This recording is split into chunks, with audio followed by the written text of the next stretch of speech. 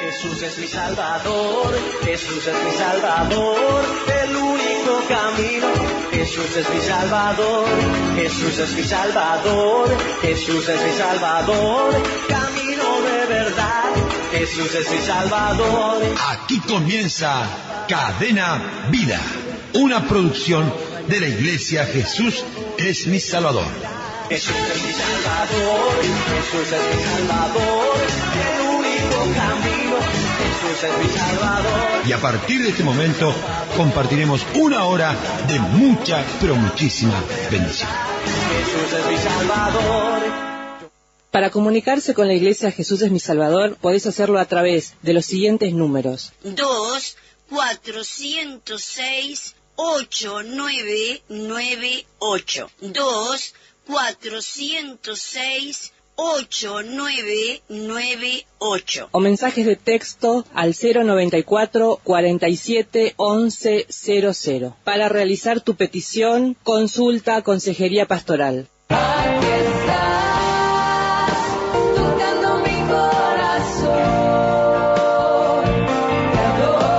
Dios los bendiga a todos. Queremos informarle que por la gracia de Dios seguimos en vigilia permanente los días viernes desde las 18 hasta las 24 horas.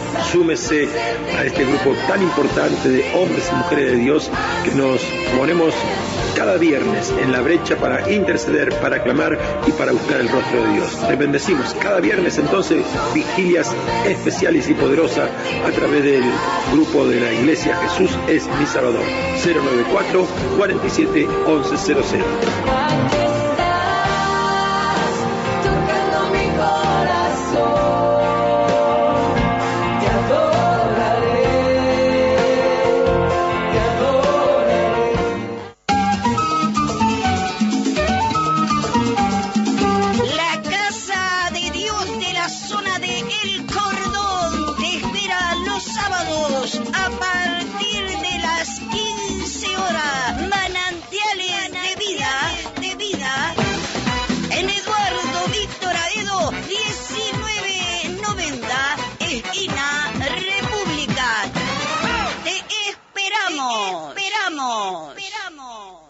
Y yo creo que cada uno de los que estamos hoy aquí anhelamos que nuestra vida sea esa tierra propicia para que la buena palabra, no hay palabras improductivas, todas las palabras de Dios traen fruto y tienen su bendición, ¿verdad? Que nuestra tierra pueda ser esa tierra donde se plante y de frutos, almendro, florezca, esté verde, en el nombre poderoso de Jesús. Amén. Así que, Padre Celestial, hoy, ante tu santa y tu divina presencia, venimos a someter, Señor, nuestra humanidad, Señor, ante ti, Padre. Nuestra humanidad, Padre Santo, que quiera, Padre Santo, hoy, Señor, ser apta para poder estar recibiendo lo precioso que está en tu corazón. Señor, aquí estamos hoy como hombres y mujeres de Dios, anhelantes, dispuestos, Señor, a ser bendecidos por ti, Padre. Nada, Señor, de lo nuestro, Padre Santo, sirve si no es por el poder de tu Espíritu Santo. Por eso hoy anhelamos, Padre, que esta palabra, Dios, que tú has puesto en mi corazón sea dirigida, guiada, instruida, sea, Padre Santo, eficaz, sea, Padre Santo, Dios, oh Señor, la buena semilla, Dios, que traiga esos frutos apacibles, Padre, esos frutos, Señor, que traen gozo y dicha al corazón del hombre, Padre. Señor, estamos aquí como hombres y mujeres, Señor, siervos y siervos tuyos, Señor, para ofrecernos como vasos, Señor, de barro, para que tú puedas estar fluyendo, Señor. Padre, toma mi mente, mi espíritu, mi corazón, nuestro espíritu, nuestra mente y nuestro corazón, Señor, para que haya un solo fluir de tu Espíritu Santo, para que haya una sola dirección, Señor, de tu bendición sobre nuestras vidas, Padre. Si eso, Padre Santo, lo logramos, Señor, sabemos que tú hablarás, sabemos que tú, Padre Santo, ministrarás, sabemos, Padre Santo, que tú, Señor, el eje de esta reunión. Padre Celestial, Señor, en el nombre de Jesucristo de Nazaret, Señor, toda distracción, todo espíritu, Padre Santo, contrario, Dios, todo espíritu, Padre Santo, que quiera entorpecer, Padre Santo, y dañar, hoy, Padre Santo, sea quitado, Dios. Habla nuestras vidas, habla nuestro espíritu, habla nuestro corazón. Sea tú, Padre Santo, dirigiendo, Dios, todas las cosas para gloria y para honra de tu nombre. Di conmigo, Espíritu Santo, asístenos en esta mañana. Asístenos, Señor, para ver el fluir tuyo en cada palabra, y que cada palabra sea, Padre Santo, edificante para nuestras vidas, en el nombre de Jesús. Amén y amén. Dele las palmas a nuestro Señor Jesucristo. Aleluya, Señor. Pueden tomar asiento. Vamos a tocar un tema hoy que tiene que ver con la... En otras palabras, cuando yo veo el final de los libros del Apocalipsis, cuando Dios le da a Juan los mensajes para las distintas iglesias de Asia, en todos los mensajes sobre el final, Dios habla y dice: aquel que permaneciere hasta el fin. ¿Quién tiene claro eso? Para cada una de las iglesias hay un mensaje que dice que es el premio, el galardón, el reino, las promesas, es para el que permanece hasta el fin. Por eso es que el estar en el camino del Señor, el cumplir un rol en el cuerpo de Cristo, y todos lo cumplimos. No hay roles ni mayores ni hay roles menores. Todos en el cuerpo de Cristo tenemos un rol importante. Amén. Aunque parezca el más insignificante para algunos, porque muchas veces Dios trata con nuestras áreas que somos de una forma u otra, entonces dice: no, pero esto es humillante. No, eso que parece humillante para tu vida es importante para el reino de Dios. La categoría de que sea humillante o no una función es el concepto nuestro. ¿Cuánto están entendiendo?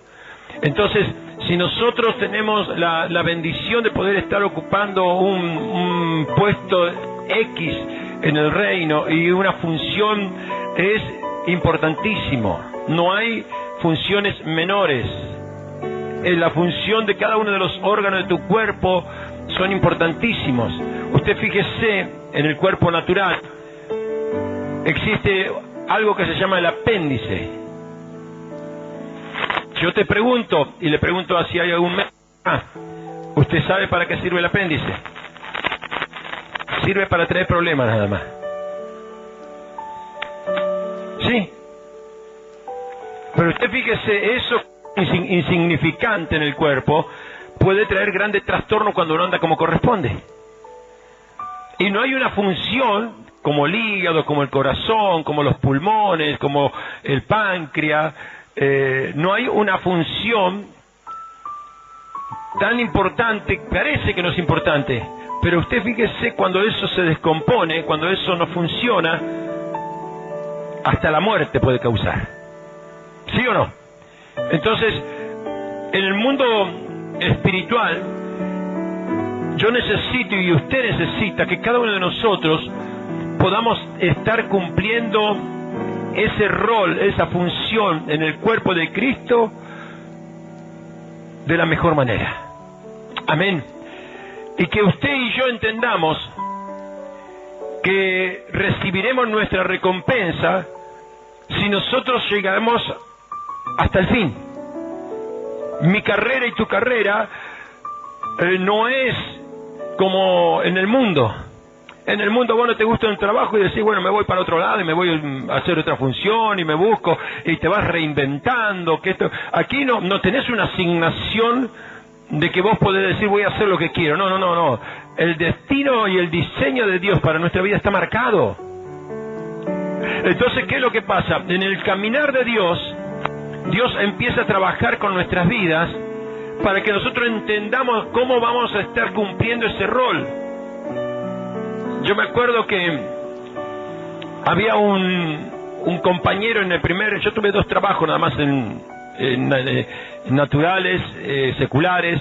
En uno estuve los primeros 6 años de mi vida, después del liceo. Ahí a los 15 días ya empecé a trabajar, 6 años recorrido. Y después el segundo trabajo fue en otra empresa donde estuve 10 años trabajando en forma recorrida, ¿verdad? Pero en el primer trabajo había un hombre, ya era hombre, que yo me lo veía todos los días, se sentaba a la primera hora porque estaba rebelde contra ese trabajo, no le gustaba, pero era su fuente de alimento, era su bendición. Hay cosas que no te van a gustar, pero va a ser tu bendición, ¿cuánto están entendiendo? Y este hombre todos los días se sentaba en su escritorio, agarraba el diario, allá está el diario Clarín, y el diario Clarín tiene un montón de clasificados todos los días, no como el gallito que tiene acá solamente los domingos, allá todos los días sale el clasificado de Clarín. Y él tomaba la taza de café, abría el diario en su oficina, sobre su escritorio a la vista de todos, como diciendo estoy rebelde. Sí, quería demostrar que estaba mal. Y agarraba y empezaba a marcar aquellos trabajos, ¿verdad? Y después cuando se le antojaba empezaba a trabajar.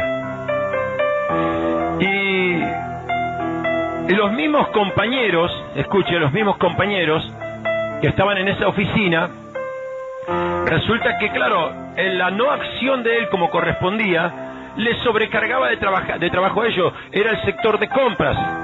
Yo estaba como activador de compras. Entonces, su falta de dedicación por su conducta en ese trabajo nos perjudicaba a todos. Porque retrasaba, porque no estaba, había que casi rogarle para que te pase una información. Y entonces, un desalineamiento por una razón que vos ni te imaginas, nos traía un trastorno en un orden laboral. En la familia pasa lo mismo.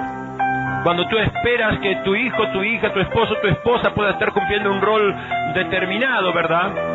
Entonces, y no lo cumple, trastorna todo. Pero es tan importante que entiendas que lo que Dios te ha dado tiene que funcionar. Di conmigo, lo que Dios me ha dado, dígalo, lo que Dios me ha dado tiene que funcionar. Y si es que Dios te lo ha dado, tiene que dar frutos. Y a su nombre. Eso es lo que tú tienes que entender. Que lo que Dios me dio. Entonces que hay 2 razones. Y hoy te voy a mostrar un poquitito con la gracia de Dios de que se puede estar queriendo hacer lo que Dios te ha dado a tu forma o a la forma de Dios. Por eso yo a este mensaje le puedo decir 2 formas de reinar. En una reina tú y en la otra reina el Señor. En una tú le das el lugar a la voluntad de Dios y en la otra tú eres el que hace la voluntad de lo que a ti te apetece. Amén. Y para eso, bueno, en estos días Dios viene trabajando en mi espíritu con respecto a los 2 primeros reinos. Y que encima trabajaron uno como reino activo y el otro como reino ungido, que era Saúl y que era el rey David.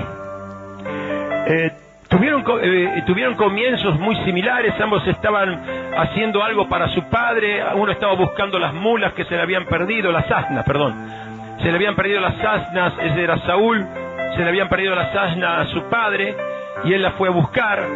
Y el otro estaba cuidando las ovejas de su padre, ¿verdad? O sea que tenían un servicio, podemos decir, de responsabilidad. Es más, el rey Saúl, cuando pasaron un par de días y todavía no había, dijo, no, vaya a saber capaz que las asnas ya regresaron y nuestro padre ahora está preocupado por nosotros. O sea, tenía una preocupación él de poder estar no causando problemas, ¿verdad? Pero ¿sabe qué? Nosotros vamos a ver de que ese rey también comenzó de una forma maravillosa. empezó profetizando, y entre medio de los profetas. ¿Quieres ver un poquitito? Vamos a recorrer un poquitito la Biblia. Te voy a invitar que encuentres el capítulo 10 de Primera de Samuel.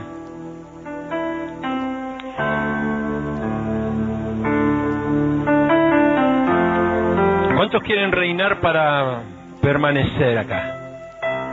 ¿Cuántos quieren reinar para que sea perdurable lo tuyo? ¿Cuántos quieren eso? Amén. Entonces, vamos a sacar algunas enseñanzas hoy. En el capítulo 10,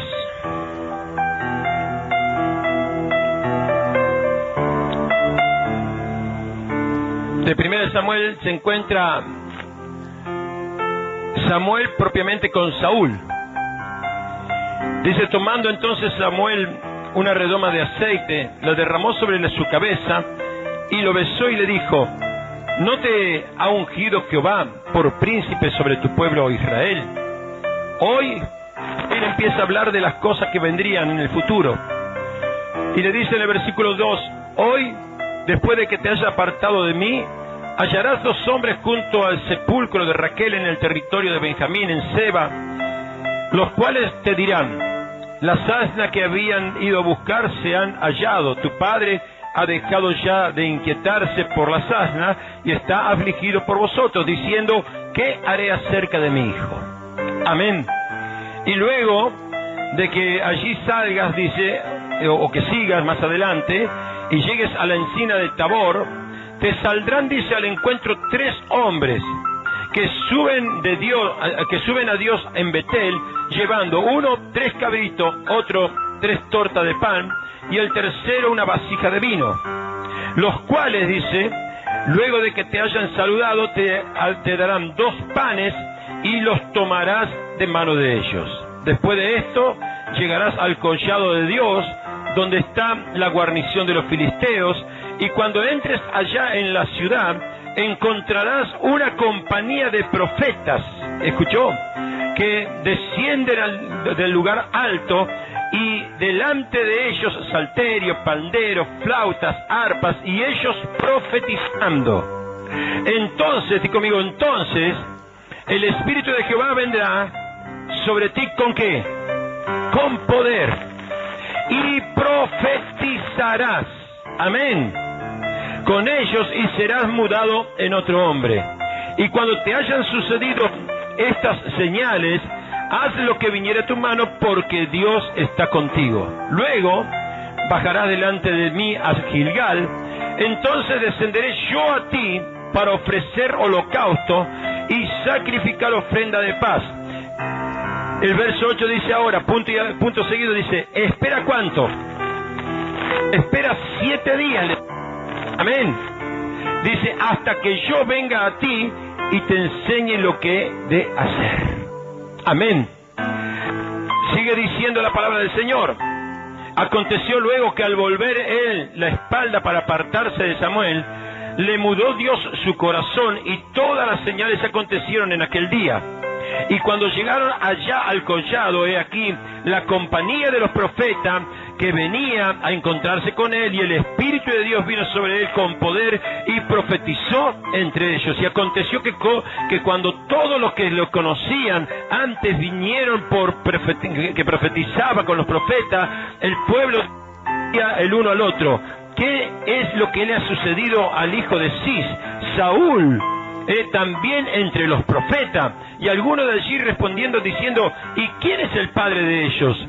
Por esta causa se hizo proverbio también Saúl entre los profetas. Y cesó de profetizar y llegó al lugar alto. Amén. Este fue el inicio. Mire qué inicio mejor que cualquiera podría haber soñado. Que venga Dios y te diga: mira, te va a suceder esto, te va a suceder lo otro, va a pasar lo otro, te vas a encontrar con tal y tal persona, las asnas de tu padre fueron encontradas, y vendrás y tendrás y estarás en medio de los profetas. Espíritu de Dios, el cual ya te mudó en otro hombre, va a venir sobre tu vida y vas a profetizar. Qué mejor de lo que ese inicio podía ser, ¿verdad? Yo creo que es el inicio soñado, es el inicio maravilloso, es el inicio que todo hombre y toda mujer anhela cuando comienza o empieza una empresa, cuando empieza un ministerio, cuando empieza a hacer algo, de que usted ve que las cosas, ¿saben? Viene con el respaldo diario, momentáneo de Dios, ¿verdad? Como para decirte, estoy aquí porque ya te dije que iba a hacer las cosas contigo, y a su nombre. Esto le pasó a Saúl, y Saúl dice que estaba allí. Pero yo quiero que entiendas algo. Hay algo muy especial. Samuel le dijo, espera 7 días, porque voy a volver a ti y te voy a decir lo que va a seguir. Espera 7 días, porque te voy a estar indicando cómo sigue tu historia. Samuel estaba para eso. ¿Cuánto dice gloria a Dios?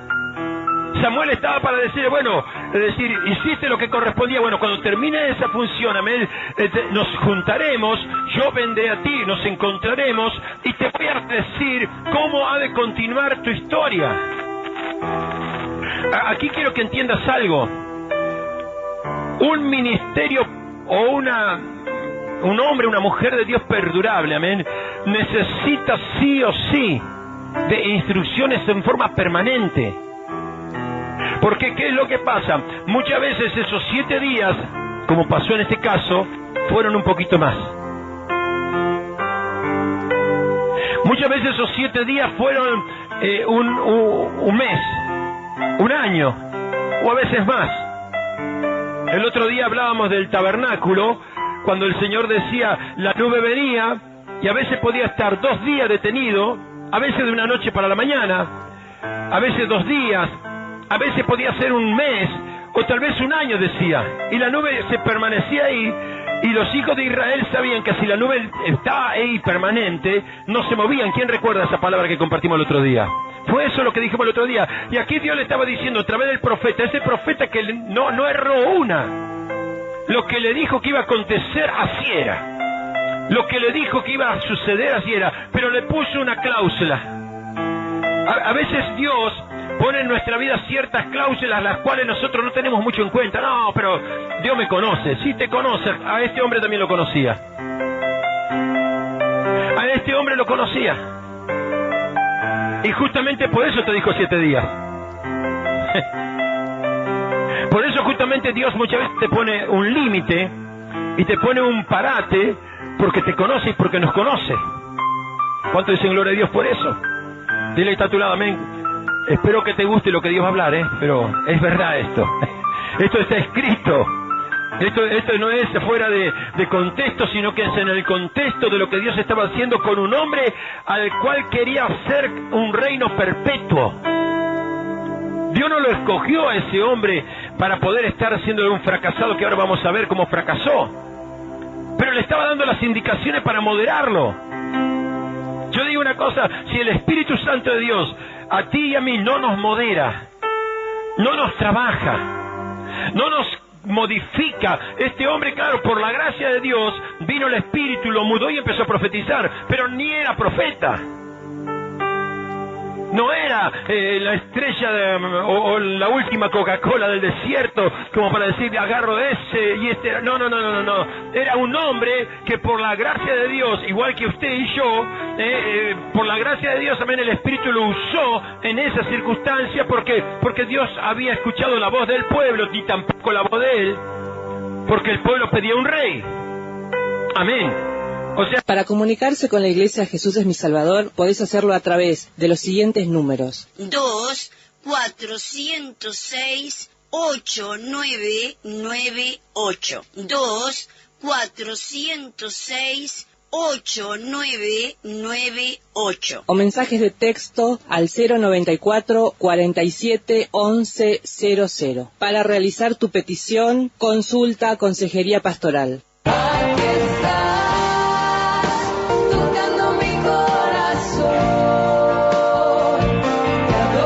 Que Dios Dios los bendiga a todos. Queremos informarle que por la gracia de Dios seguimos en vigilia permanente los días viernes, desde las 18 hasta las 24 horas. Súmese a este grupo tan importante de hombres y mujeres de Dios que nos ponemos cada viernes en la brecha para interceder, para clamar y para buscar el rostro de Dios. Te bendecimos cada viernes entonces, vigilias especiales y poderosas a través del grupo de la Iglesia Jesús es mi Salvador. 094 47 11 00.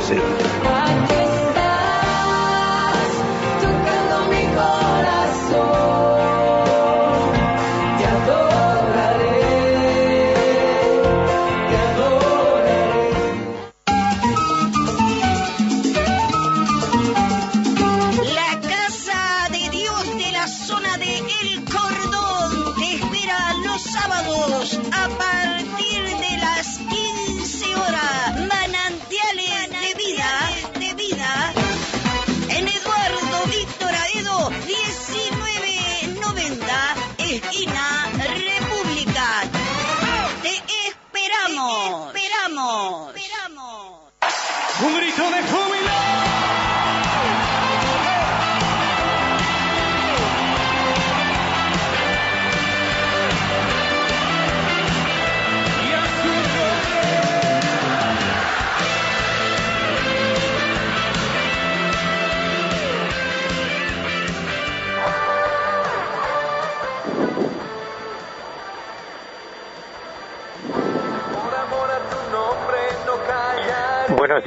Buenos días en el nombre precioso de Jesús.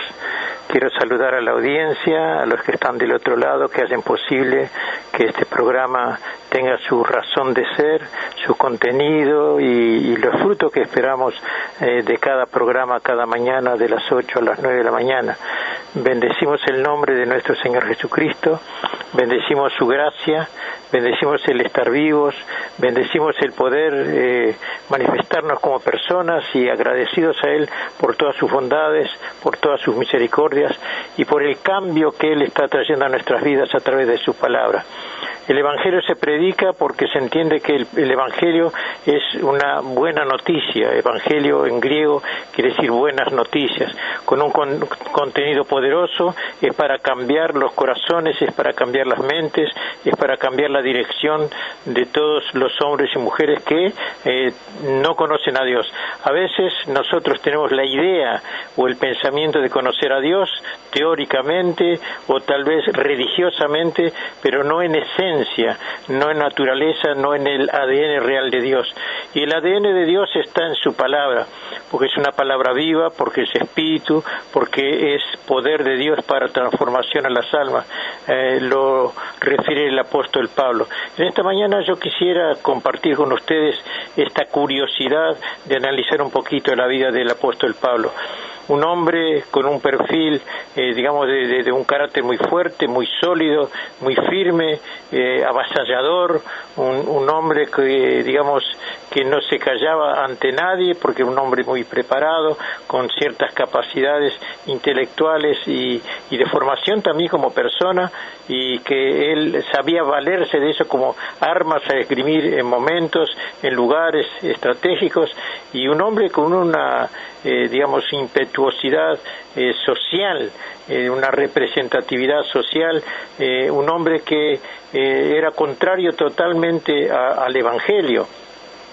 Si bien es cierto, ahora nosotros lo tenemos como un hombre de importancia, de autoridad, porque lo avala Dios, ya que prácticamente casi todo el Nuevo Testamento es referencia de Dios a través de la persona y de la capacidad y los dones y talentos que se movieron en este hombre, que es un hombre precisamente, digamos, que nos llama la atención el poder analizarlo, estudiarlo, para poder sacar resultados positivos para nuestra vida, porque todos aquellos que hemos aceptado a Jesucristo hemos tenido un cambio, pero nosotros nos preguntamos cuál fue la vida de Pablo anteriormente. ¿Era un hombre pecador? ¿Era un hombre borracho? ¿Era un hombre indecente? ¿Era un hombre de malos hábitos? No, totalmente no. Él mismo en algunos momentos se explica de que él era fariseo.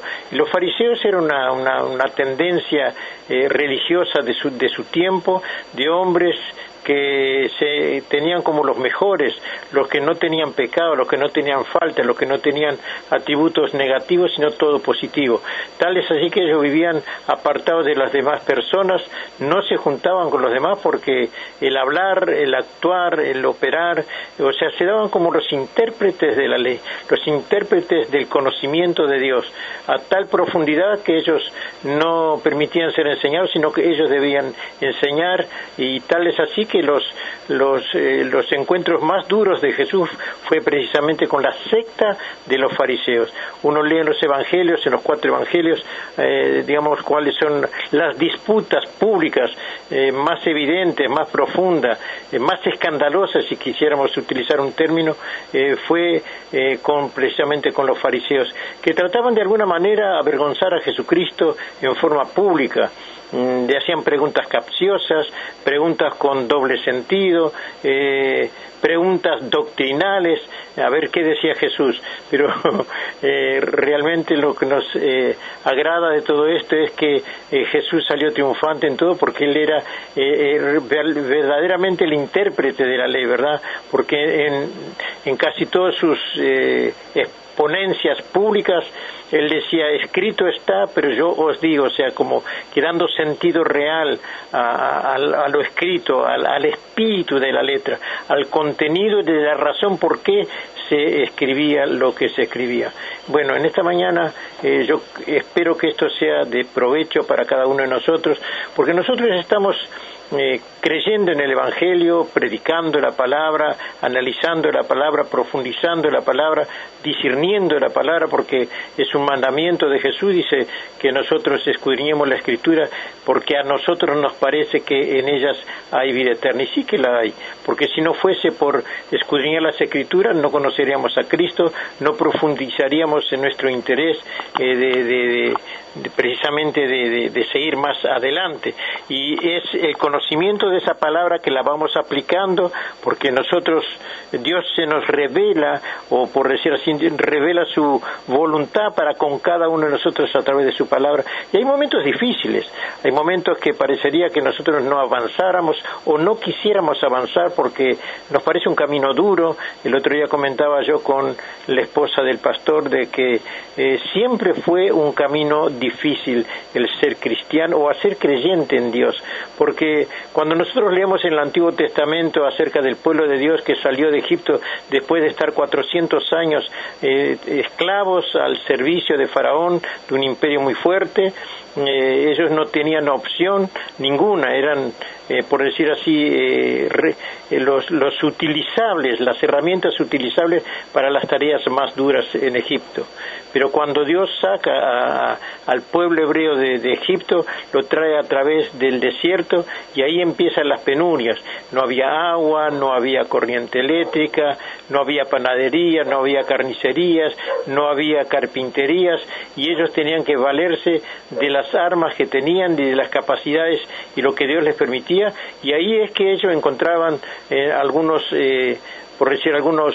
momentos difíciles, y decían, mejor nos hubiésemos quedado en Egipto, por lo menos teníamos comida, acá no hay agua, acá no hay comida, no hay carne, no hay nada de esas cosas, y bueno, y hoy no ha cambiado, porque si bien es cierto, hoy tenemos la tecnología, no estamos en el desierto de la arena, ¿verdad? Pero estamos en el desierto, por decir así, en ese trato de Dios, de que nosotros no conocemos el terreno espiritual, vamos descubriéndolo cada día, Dios nos lo va revelando, nos va llevando, pero nosotros, o sea, cuando hablo de nosotros me pongo a mí en primer lugar, a veces se nos hace un poquito duro y difícil caminar, porque caminamos detrás de algo que no vemos, obedeciendo una voz que la tenemos escrita, y muchas veces es una voz audible, pero no vemos al que la pronuncia esa voz, porque Dios es espíritu.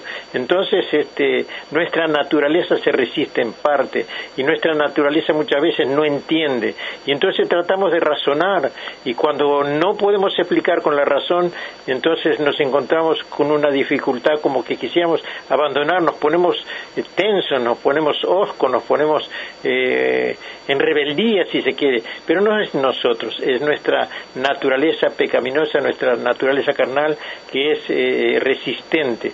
Ahora, este hombre Pablo, el apóstol Pablo, ahora el apóstol, pero antes conocido como Saulo, Saulo de Tarso, un hombre que dice la Escritura, pero también él lo refiere cuando él da su propio testimonio, que era un hombre que respiraba amenazas.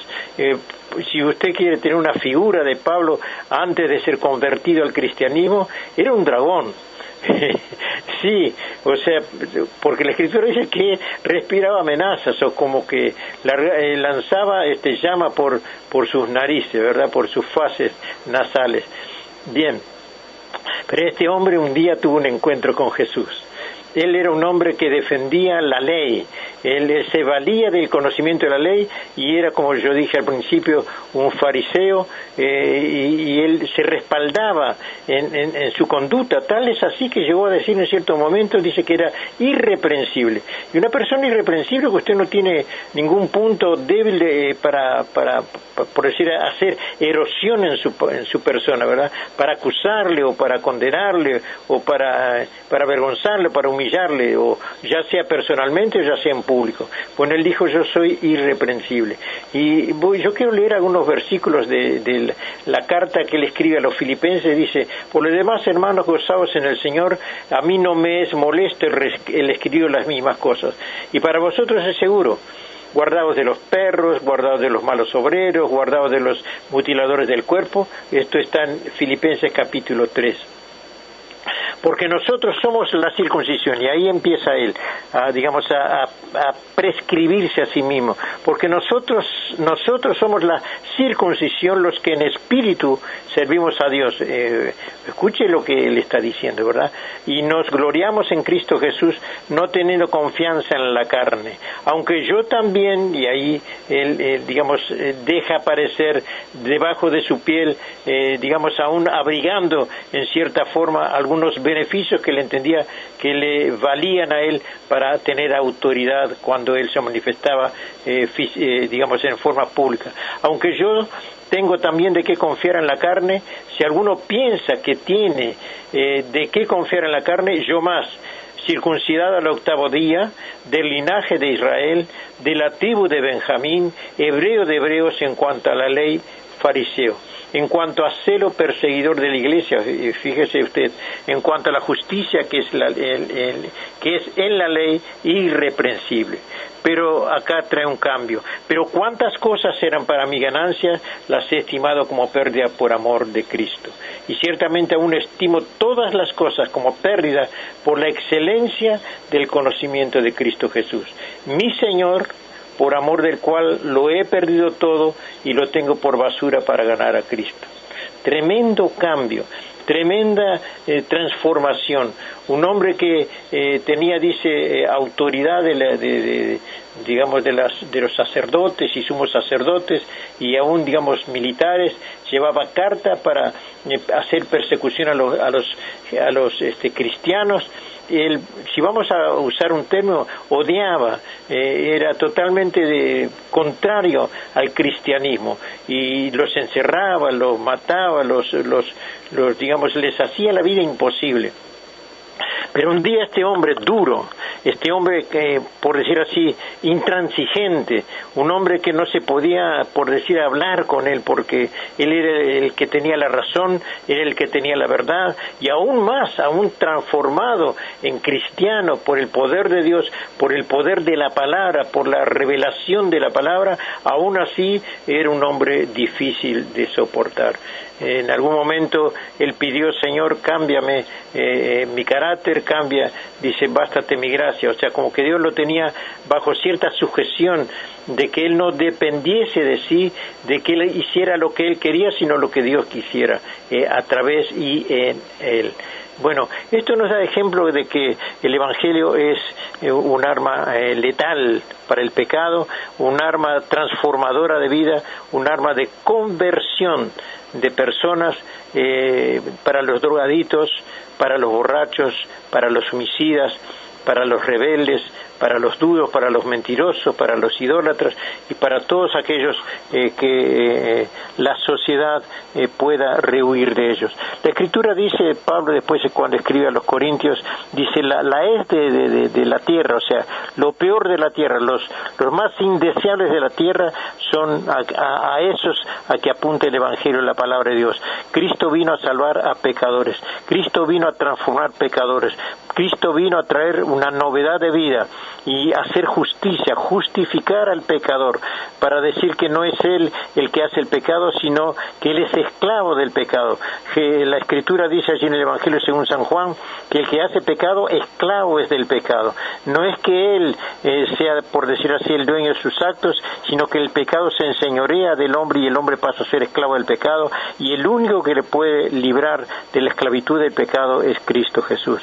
Y a eso vino Jesús. El mensaje de Jesús está apuntando a eso.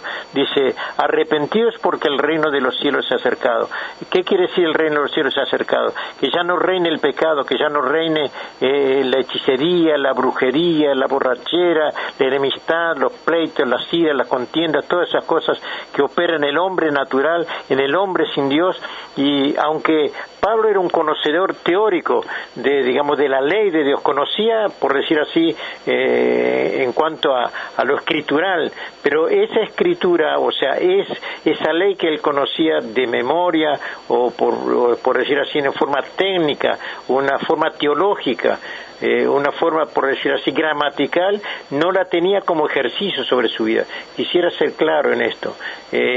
Nosotros, yo puedo conocer toda la Biblia, de Génesis al Apocalipsis, y hasta recitarla de memoria, pero si esa palabra no tiene cabida en mi corazón, para lo cual ella es enviada, de nada me sirve.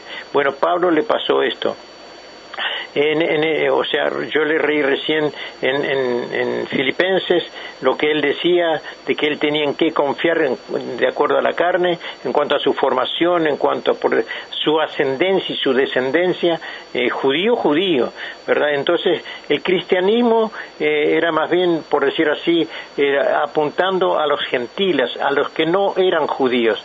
Y ahí venía, por decir así, esa dicotomía, esa diferencia entre estos y aquellos. Él se tenía como que era fariseo y él odiaba o entendía que los gentiles no tenían derecho a hablar de Dios, como que el hablar de Dios, o un gentil, o uno que no era fariseo, que no era judío, como que era un indecente. Tanto es así que cuando Jesús manda a los discípulos a que fuesen de dos en dos a predicar el Evangelio, ellos no entraban en la casa de los gentiles. Pedro en alguna oportunidad, está esto allí en los Hechos de los Apóstoles, de que Pedro no quería entrar en la casa de Cornelio porque era gentil, pero Dios dijo, lo que Dios limpió, le dijo a Pedro, no lo llames inmundo, Pedro. Y acá vamos. Romanos, la epístola de los Romanos está escrita por el apóstol Pablo, y él se presenta, él da su identidad, porque siempre que una persona escribe una carta dice, bueno, estamos bien, te escribimos desde aquí, todos esos detalles de una carta. Y Pablo dice en Romanos capítulo 1, dice, Pablo, siervo de Jesucristo. Ahora ya es siervo. La pregunta es, ¿en qué momento pasó a ser siervo? Bueno, lo relata la Escritura en el libro de los Hechos, y Pablo también después lo relata en forma personal, de que él yendo hacia Damasco tuvo un encuentro con Jesús, un encuentro muy fuerte. Dice que él cayó de la cabalgadura, no dice la Escritura de cuál era la cabalgadura, si era un camello, si era un burro, si era un asno, si era un caballo, no aclara la Escritura, pero sí cayó de la cabalgadura, y preguntó él, un hombre que iba respirando amenazas, con cartas y poderes para digamos, encarcelar a los cristianos como acusados de delitos en contra de la fe judía, ¿verdad? Y entonces él tiene ese encuentro con Jesús, y lo primero que él dice: ¿quién eres? Y Jesús le dice: yo soy Jesús a quien tú persigues. Y la segunda cosa que dice Pablo, yo digo, qué cambio tan rápido, tan acelerado, en segundos, de ser un hombre totalmente despótico, un hombre con una capacidad de señorío sobre todos los demás tremenda. De pronto él se ve totalmente humillado y dice: ¿quién eres? Y la segunda cosa que él dice: ¿qué quieres que yo haga? Entonces acá como que nos tenemos que detener un instante y preguntarnos: ¿qué fue lo que hizo ese cambio tan fuerte, tan rápido, tan repentino, tan trascendente en la vida de Pablo? Yo creo que es precisamente, si tuviéramos que relatar o tuviéramos que responder a esto, no es ni más ni nada menos que el encontrarse con Dios, es encontrarse con el Todopoderoso, el que vive y reina, Jehová de los ejércitos, dice la Biblia que Él es. Bendito sea su nombre, ¿verdad? Y nosotros queremos en esta mañana precisamente prestar atención a este poder, para que nosotros también nos sumemos a Pablo, a dejarnos rendir por el amor de Dios, porque Dios quiere manifestar su amor al ser pecador, al ser humano, a través de la Escritura, y es para nosotros somos pecadores. Cristo vino por nosotros para cambiar nuestra mente, para cambiar nuestro corazón, para cambiar nuestra dirección, para hacernos totalmente nuevos. Y en esta mañana quiero decirte así: dice Pablo, siervo de Jesucristo, llamado a ser apóstol, siervo de Jesucristo. Pero dice él como que hay un escalón un poco más: llamado a ser apóstol, no solamente a ser siervo, sino a ser apóstol, apartado para el Evangelio de Dios. Qué cosa tremenda. Él puede razonar que de pronto deja de servir a la ley para ser apartado para el Evangelio de Dios. Y el versículo 2 dice que había prometido, o sea, Pablo sigue escribiendo, dice: Pablo, siervo de Jesucristo, llamado a ser apóstol, apartado para el Evangelio de Dios, que él, o sea, él, Dios, había prometido por sus profetas en las Santas Escrituras.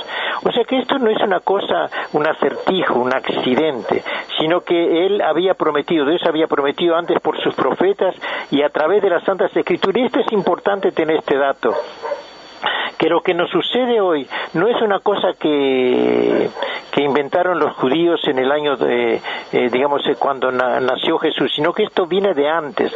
Las Escrituras, las Santas Escrituras, escritas por los profetas, por los siervos de Dios, que estaban con antelación exponiendo lo que en su tiempo se habría que cumplir. Por eso dice la Escritura en Gálatas: a su tiempo Cristo murió por los pecadores. Dios nunca hace nada en secreto. Dios tiene planes, Dios tiene proyectos, Dios los manifiesta en forma pública, en forma general, con propósitos, con finalidades. Son planes, son proyectos de Dios, y Él lo hace saber en forma pública, ¿verdad? Él había prometido antes por sus profetas y por las Santas Escrituras acerca de su Hijo, nuestro Señor Jesucristo. Ahora fíjense el hablar de Pablo, ¿verdad? De pronto tenemos un hombre totalmente contrario al Evangelio, y acá ahora dice acerca de su Hijo, nuestro Señor Jesucristo, que era del linaje de David según la carne, que fue declarado Hijo de Dios con poder según el Espíritu de Santidad por la resurrección de entre los muertos, y por quien recibimos la gracia. Esto lo está relatando Pablo. Y el apostolado dice: por quien recibimos la gracia. O sea que él ya no se justifica por la ley, se justifica por la gracia, y por medio de esa gracia él recibe el apostolado para la obediencia a la fe en todas las naciones por amor de su nombre. Y acá como que nos da a entender, o nos da a conocer, que el amor de Dios es tan grande, porque de tal manera Dios ha amado al mundo, que ha dado a su único Hijo, para que todo aquel que en él cree no se pierda y tenga vida eterna. eterna. O sea, este es el mensaje de Dios. Y Pablo como que está unido, que está en esta misma esencia, en esta misma dirección, en este mismo camino, en esta misma senda, entre las cuales estáis vosotros, dice él.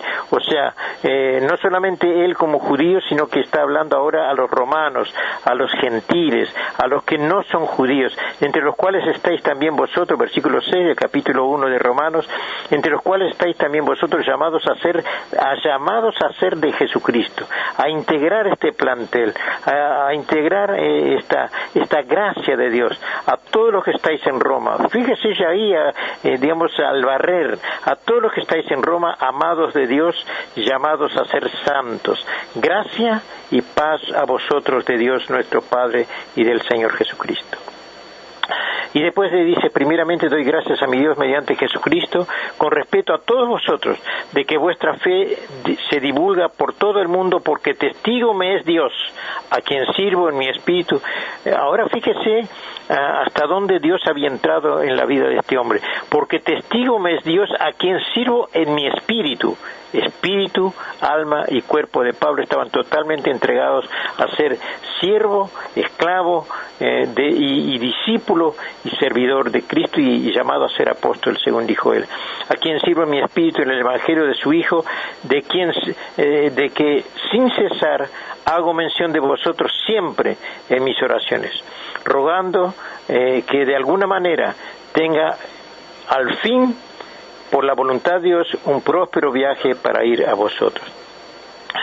Quiero decirles lo siguiente: este hombre recibió un cambio tan profundo, tan real, tan poderoso de parte de Dios, que después él era perseguidor de los gentiles, de los que no eran judíos, pero después él, digamos, tocado por el amor y transformado por el amor de Dios, dice, sufro dolores de parto hasta que Cristo sea formado en vosotros. Él tiene la revelación del amor de Dios en su vida, y Pablo precisamente es el que escribe acerca del amor de Dios. En la primera carta que le escribe a los Corintios, en el capítulo 13, él habla del amor, el amor de Dios, ¿verdad? Que no es un amor, porque a veces se habla socialmente acerca del amor y la gente habla de la sexualidad. El amor no es la sexualidad, el amor es un sentimiento muy profundo, muy real, muy completo, y en especial el amor de Dios es un amor distinto al amor que nosotros podemos describir o entender o por decir así, defender por amor, ¿verdad? Es inexplicable con palabras naturales.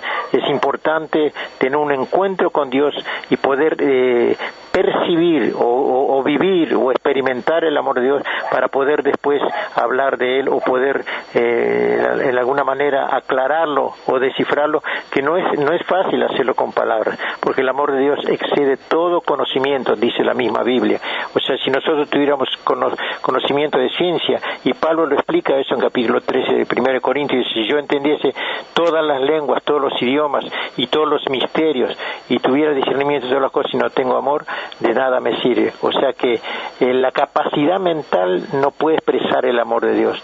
La capacidad intelectual, la preparación del hombre natural, los valores naturales nos sirven para explicar un valor divino, y por eso no podemos explicar a Dios. A Dios hay que experimentarlo, a Dios hay que abrazarlo, a Dios hay que creerle, a Dios hay que, por decir así, relacionarse con él. Es una relación. Si nosotros miramos a Dios, si nosotros observamos a Él, si nosotros nos amigamos con Él, entonces se va transfiriendo a nosotros su esencia, su resplandor, su luz, su verdad, su divinidad, su perfección, su poder, y vamos siendo transformados. La Escritura dice que vamos siendo transformados a la imagen de aquel, ¿verdad? Y ese es el propósito de Dios, cambiar el hombre pecador en un hombre totalmente, o sea, cuando digo hombre, se generaliza hombre y mujer. En esta mañana yo te invito a creer en el Evangelio. El Evangelio transforma vida, el Evangelio cambia corazones, el Evangelio transforma familias, el Evangelio transforma sociedades, el Evangelio transforma matrimonios, el Evangelio cambia la mente, cambia el corazón, cambia los sistemas, cambia los valores, cambia por por decir así, los principios, lo que nosotros tenemos por principios, y ponen los que son de Dios, que son perfectos y son totales. Y quiero en esta mañana compartir con ustedes una adoración, se nos está yendo el tiempo, y después vamos a hacer una oración para que tú tengas oportunidad de pedir, así como Pablo fue transformado, fue cambiado en un hombre totalmente diferente y pasó a ser el apóstol de los gentiles, el que Dios a través de él ha dado a entender la doctrina a la iglesia universal, ¿verdad? A través de este hombre, bueno, él también pueda cambiarnos a nosotros a través de esa palabra, una palabra sencilla, una palabra profunda, pero una palabra transformadora que se llama Evangelio. Vamos a adorar a Dios.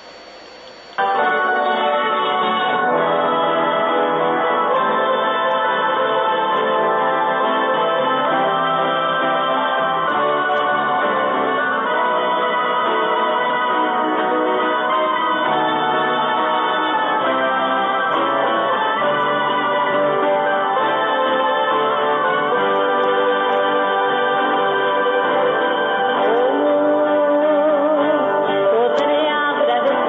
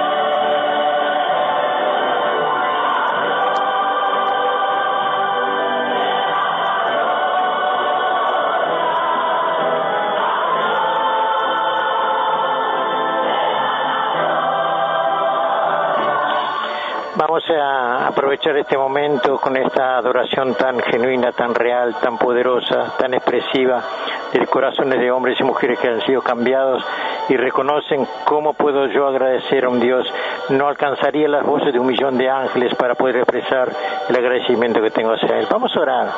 Padre, Señor, de allí del otro lado del receptor hay personas que posiblemente estén llorando su fracaso, su tibieza, Señor, su alejamiento de tus caminos, o el haber escuchado tantas veces el Evangelio y nunca haber sido tocado de una manera poderosa como lo fue Pablo. En esta mañana te pedimos que el poder de tu palabra, Señor, se anide en los corazones, que esa palabra sea tan capaz de mostrar y declarar y manifestar tu amor, pero también tu poder y tu divinidad. Tú que eres el creador del cielo y la tierra, tú que sostienes, Padre Santo, todo lo creado, todo el universo, lo visible y lo invisible, tú lo tienes bajo tu control. Un Dios bueno, un Dios justo, un Dios amigable, un Dios misericordioso, un Dios sanador, un Dios milagroso. Entregamos nuestra vida a ti, Señor. Entregamos nuestra vida a ti y te pedimos que nos cambies así como cambiaste a Pablo. Perdona nuestros pecados, perdona nuestros errores, perdona nuestras debilidades. Te lo pedimos y te lo agradecemos en el nombre precioso de Jesús. Y a ti sea la gloria, a ti sea la gloria, a ti sea la gloria, en el nombre de Jesús. Amén. Gracias, Señor. Gracias.